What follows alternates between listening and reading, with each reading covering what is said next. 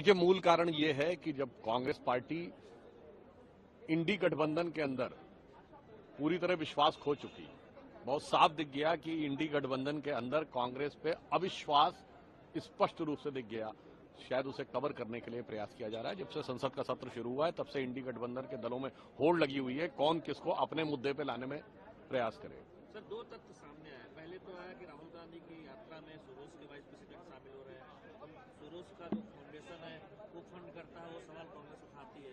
तो अब जब से सोनिया गांधी का एक फाउंडेशन में सात अध्यक्ष का नाम है, उसके बाद हम देख रहे हैं कांग्रेस की जो आक्रामकता है वो संसद में। देखिए, क्या ये लिंक मैं उसको आक्रामकता नहीं, घबराहट कहूंगा, क्योंकि जब आपने यात्रा की बात कही तो ये विदेशी धरती से जो लोग भ्रष्टाचार या भारत विरोधी गतिविधि में संलिप्त होते हैं उनके साथ कांग्रेस के शीर्ष नेतृत्व का संबंध हमेशा से निकलता आया है। याद करिए, यूनियन कार्बाइड वाले वॉरेन एंडरसन का किसके संबंध था?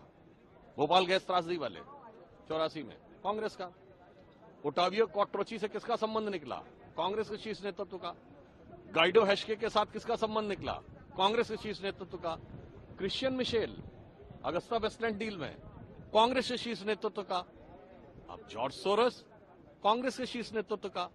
तो साहब, ये कहानी बहुत पुरानी है और ये यात्रा भी बहुत पुरानी है। उसी चीज की घबराहट है कि कहीं सारे के सारे तथ्य निकल के सामने आए तो समस्या हो। और मैं पुनः पूछना चाहता हूं, विगत 40 वर्षों से मैंने 1984 यूनियन कार्बाइड वॉरेन एंडरसन को सरकारी जहाज में भगाने से लेके 2024 जॉर्ज सोरोस तक हर विदेश के किसी न किसी भारत विरोधी या भारत में आरोपित व्यक्ति के साथ कांग्रेस के शीर्ष नेतृत्व का संबंध क्यों निकलता है, इसका जवाब देने से बचने के लिए ये बवाल हो रहा है। सर, ये सदन की कार्रवाई नहीं चल पा रही है। कांग्रेस या विपक्ष अडानी का मुद्दा उठा रहा है, आप लोगों की तरफ से सोरोस का विषय, इसका हल क्या निकलेगा? मुझे लगता है कि यदि वो ईमानदारी से इस विषय के ऊपर डिस्कशन करना चाहते हैं तो सारी चीजें हो सकती हैं। हमसे छोड़ें, पहले बता दें, अपने गठबंधन में जितने भी 267 के राज्यसभा में नोटिस दिए गए, किन्हीं दो दलों ने एक मुद्दे पे नहीं दिया।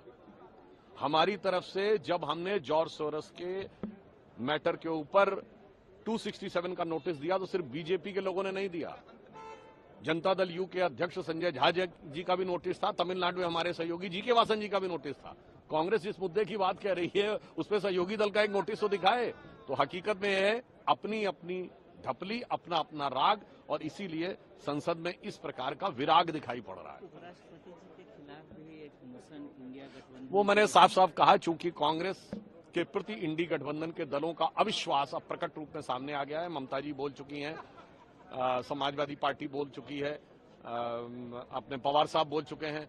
तो उस अविश्वास को कवर अप करने के लिए यह अविश्वास प्रस्ताव लाया गया है। वास्तविकता में यह कांग्रेस पार्टी के प्रति इंडी गठबंधन का अविश्वास है, जिस कारण से धरती उनके नीचे खिसक रही है। इसलिए महामहिम राष्ट्रपति के ऊपर यह अनर्गल निराधार आरोप लगाकर अपनी असफलता का बचाव करने का प्रयास है।